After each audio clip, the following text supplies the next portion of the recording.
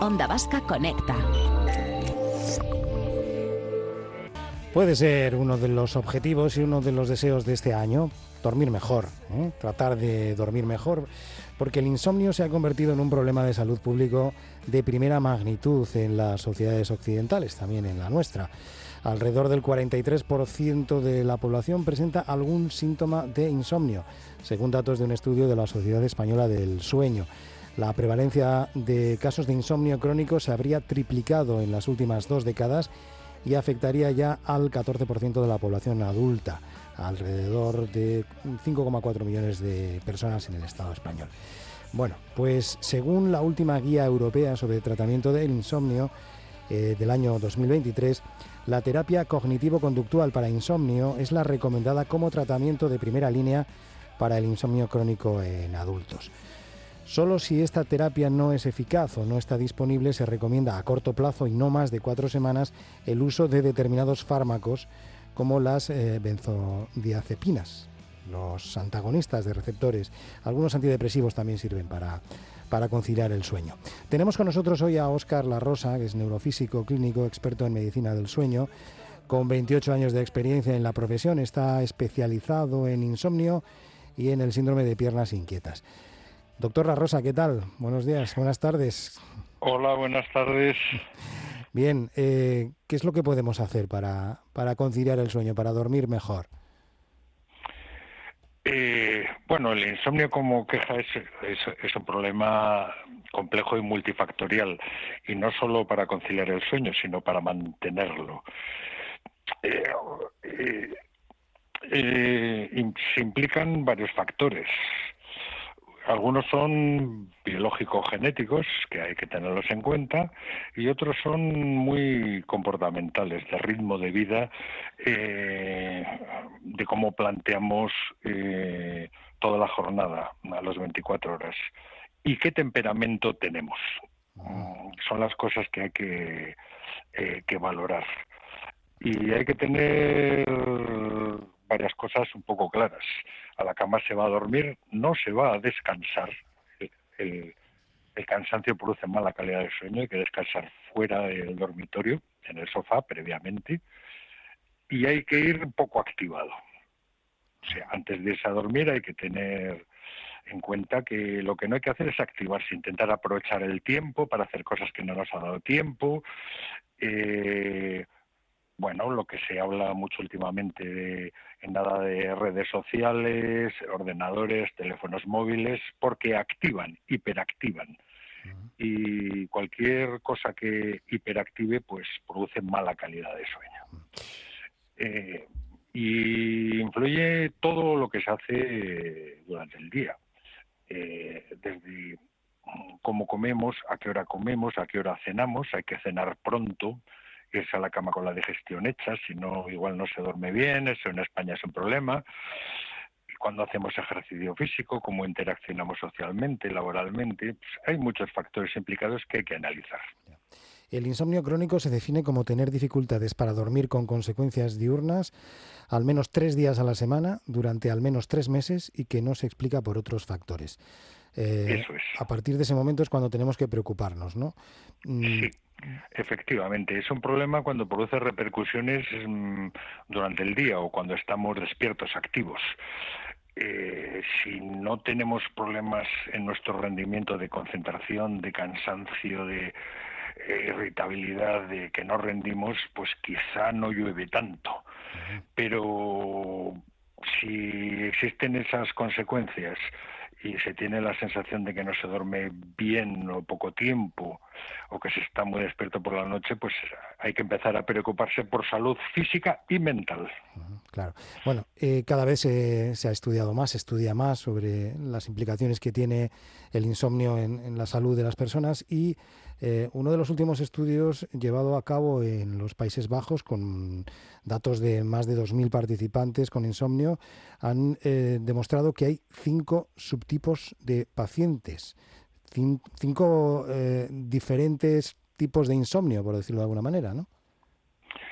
Sí, hombre, es un estudio interesante porque marca unos tipos de insomnio, pero realmente Tampoco me ha impresionado tanto, porque es algo que ya sabíamos, o que deberíamos saber los que nos dedicamos a la medicina del sueño, que no hay dos insomnios iguales.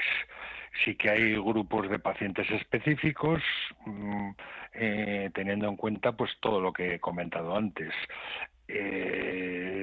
qué problemas tienen, físicos y psicológicos, qué ritmo de vida tienen y qué personalidad tienen. La personalidad de cómo se toman las cosas y lo que hacen es muy importante. Y no sirve lo mismo para unos que para otros.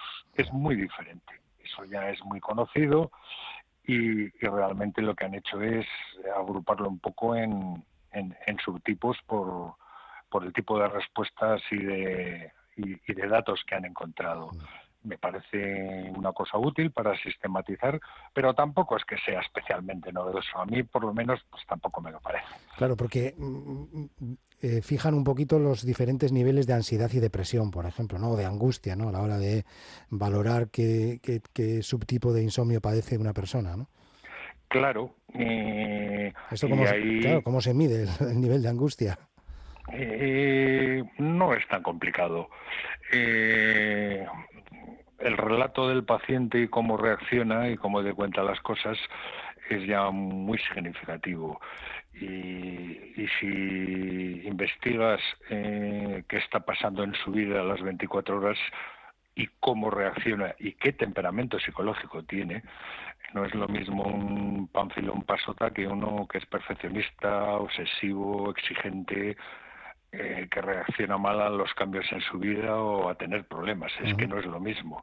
claro. Y, Imagino y que ese segundo perfil duerme peor, ¿no? Que el pánfilo y el pasota, ¿no? sí, y suele ser un insomnio más de mantenimiento, de despertares por la noche, de despertar muy temprano, y los que tienen más angustia, digamos, ansiedad, que se toman las cosas muy a la tremenda, pues puede ser un problema de principio, de conciliar el sueño, y puede haber problemas mixtos. Ujú. Mm, No es que sea tan rígido el esquema, pero es un poco así. Ya. O sea, hay algunos que les cuesta dormir y otros que se despiertan demasiado pronto, ¿no? Efectivamente, o que se despiertan mucho por la noche y generalmente pues intentan estrategias para evitarlo que muchas veces no son las correctas. Hay muchas leyendas urbanas y muchas cosas que se hacen mal. A veces hay que hacer un poco lo contrario. Por ejemplo, el vaso caliente antes de dormir de leche, ¿es bueno o malo o no sirve para nada? Sí, puede relajar y bajar un poco el nivel de estrés y ansiedad. Por ejemplo, si uno está despierto por la noche mucho tiempo peleándose con la cama, que se nota cuando uno se está peleando con la cama, se puede estar a gusto, más o menos, descansando, despierto o peleándose con la cama. Lo que hay que hacer es no estar mucho tiempo en la cama y salir un rato del dormitorio e intentar que te baje ese nivel de activación fuera del dormitorio. Ujú. No hay que mirar el reloj por la noche, da igual lo que lleves, lo que te falte, lo que tengas que ir al día siguiente. Si miras qué hora es, lo único que vas a hacer es Agobiarte más. activarte más, cabrearte y agobiarte y Ya. empezar a darle vueltas a la cabeza. Ujú. Y hay muchas estrategias de esas, depende del caso y la situación, que se pueden aplicar a nivel no farmacológico. Claro, claro, porque estamos intentando evitar, ¿no? En cualquier caso, evitar el uso de fármacos, ¿no? El uso de somníferos. A ver, sí, pero no. En esto también hay demasiada demonización. Se habla solo de los hipnóticos sedantes, las benzodiazepinas, como si fueran los únicos que hay. Pues no es verdad. Hay otros que no tienen los problemas de ellas. Y están saliendo nuevos medicamentos muy interesantes dirigidos específicamente al insomnio. Aparte que las benzodiazepinas no sirven para todos los casos de insomnio. Ujú. Eh, Hay que individualizar y cuando se tiene un problema, pues consultar con un experto, ¿no? Claro. Que tenga tiempo para analizarlo, evidentemente. Pero los medicamentos a veces son un buen desatascador del problema cuando uno está muy agobiado, para que otras medidas no medicamentosas entren adecuadamente, que son muy útiles. Eso sí, los medicamentos se tienen que tomar un tiempo determinado, nada de a muy largo plazo ninguno, porque suele ser un problema de gestión. Se desatasca el problema y luego se gestiona. Óscar, cuando hablas de expertos del sueño, no te refieres al médico de familia, imagino, ¿no? No, a ver, el problema es que la gente consulta con el médico de familia, incluso con especialistas, neurólogos, psiquiatras, que pueden tener conocimientos específicos sobre el sueño o no. Y sobre todo, depende del entorno, pueden tener tiempo para analizar el problema con calma o no. A ver, no es un problema de 10 minutos en una consulta. Ahí, pues, mandas un medicamento a ver si cuela y ya te contará, pero es que tampoco es esa la estrategia. Hay que tener muy claro qué está pasando. Y claro, muchas veces en las consultas, pues no, en la seguridad social, en la medicina de las sociedades médicas, pues no hay tiempo para analizar el problema en profundidad. Eso es una cosa a solucionar. Ujú. Claro. Y entonces, ¿qué estrategia hay que utilizar o qué consejo previo, desde tu punto de vista, Óscar, habría que dar a una persona que acude a una consulta y dice, bueno, pues yo tengo este perfil, este carácter, soy perfeccionista, me tomo las cosas muy en serio, muy a pecho, duermo mal, ¿qué puedo hacer? Bien, después de hacer un análisis exhaustivo de la situación, de esos problemas de salud física que pueden influir también, cuidado con eso, hay problemas muy mixtos a veces, mucha gente tiene más de un problema y le está dando guerra y no se lo solucionan, pues tiene que acudir a un experto en medicina del sueño, buscarlo por Ujú. su salud, ¿no? Y con esos perfiles generalmente el tratamiento psicológico solo o acompañado de tratamiento farmacológico, depende, es muy útil. Y con un psicólogo experto en problemas de sueño y en esos temperamentos. Hay que buscarlo también, evidentemente, ¿no? Es un problema interdisciplinar de colaboración. A veces hay que ir con varias estrategias a la vez. Y generalmente, si el problema se enfoca bien, no hay ningún problema de insomnio insoluble. Sí te hacen caso. Generalmente se mejora mucho en un tiempo razonable y mejora mucho pues la salud física y mental, evidentemente. Así que se puede recuperar de nuevo el sueño, a Sí. pesar de que uno piense que ya es una batalla perdida, digo yo es que duermo mal y ya voy a A dormir ver, mal siempre. no. A ver, hay mucha gente que se lo cree, que es una batalla perdida porque ha estado en muchos sitios, ha consultado a muchos psicólogos, muchos médicos y no le han dado soluciones. Pues se trata de que insista, es encontrar el adecuado. Realmente, expertos en medicina del sueño todavía somos pocos. Por eso somos muy agradecidos, porque somos pocos. Bueno, pues hay que buscarnos y ver cuál te soluciona el problema. Pero no hay que tirar la toalla nunca, porque es un problema solucionable analizándolo bien. Eso lo tengo muy claro porque llevo 20 y tantos años en el tema y por desgracia a veces pues me vienen casos muy complicados. Ya. Óscar, ¿y tiene algo que ver el insomnio con el síndrome de piernas inquietas? Sí y no. Ujú. El síndrome de piernas inquietas es una enfermedad concreta. Es un trastorno del movimiento que hace que una inquietud en las piernas en reposo, tarde avanzada, noche, que hay que moverlas, e hiperactiva, y no se duerme.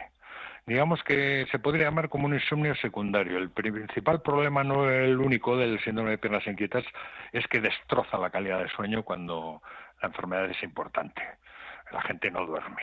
Eh, y puede llegar a ser muy severo y muy desesperante, porque es poco comprendido, el entorno dice hasta qué le pasa, a veces los médicos no saben muy bien de qué va el tema, y es un problema muy ligado al sueño porque destroza la calidad del sueño, pero tiene un tratamiento muy, muy concreto que no es el mismo que el insomnio.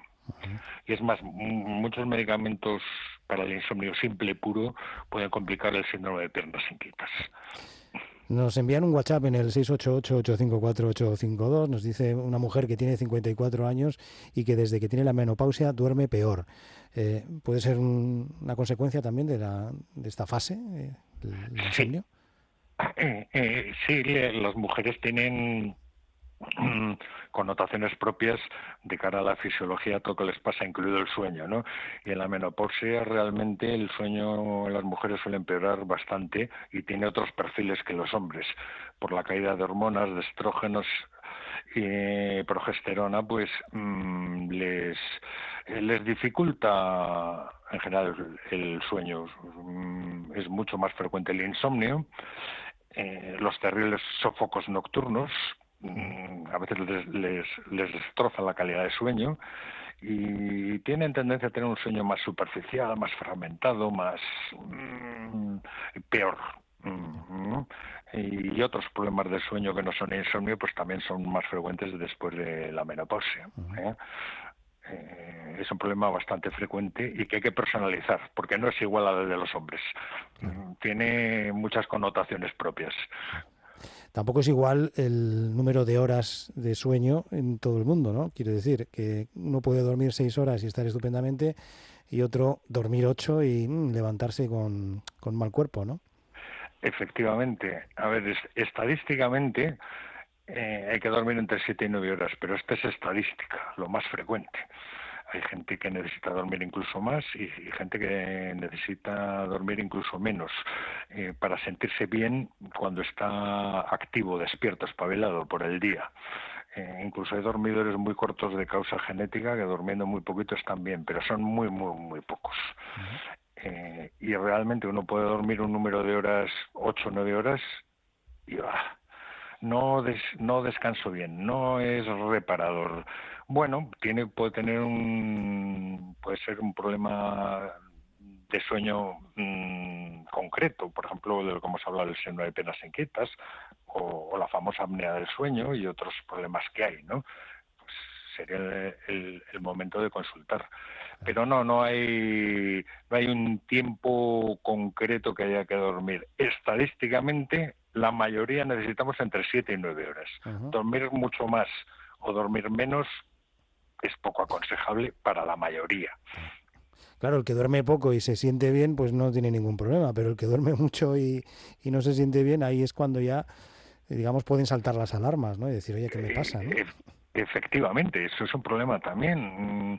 La hipersomnia o la excesiva necesidad de dormir o somnolencia por el día, que se duermen por el día por diferentes causas, eso es un problema de sueño también, algo está pasando y hay ciertos factores biológicos y de enfermedades que provocan eso. Si se duerma mucho en horas o se duerma poco, si el rendimiento no es bueno, hay que pensar en un problema de sueño. Puede ser por otras causas, pero el problema de sueño puede ser una de las importantes. Ya. Bueno, pues este año 2026 uno de los propósitos es dormir mejor, y con más calidad de sueño, al menos. No dormir más, todo sino depende mejor. de cómo se duerme. Es la norma de salud más importante, incluso más que la buena alimentación, el ejercicio físico, el control del estrés, porque nada de eso funciona bien si no se duerme bien. Es así de claro, los datos son aplastantes. Sí. O sea que en el podium de elementos que favorecen nuestra salud, en primer lugar estaría el sueño. Adelantado por la derecha a todos los demás. Todos son importantes porque, a ver, si uno come mal y duerme bien, es agradable. Si uno come mal o a deshoras y duerme mal, el problema es más complejo. Tiene peor solución. Es así. Sí. Bueno, pues ya lo saben, ¿eh? Hay que darle más importancia al sueño. Y le agradecemos mucho a Óscar Larrosa, neurofisiólogo clínico, experto en medicina del sueño, que nos lo haya aclarado hoy, en este miércoles 7 de enero, después de Reyes. Que vaya todo muy bien. Gracias. Un placer hablar con vosotros. Un saludo a esta otra. Adiós.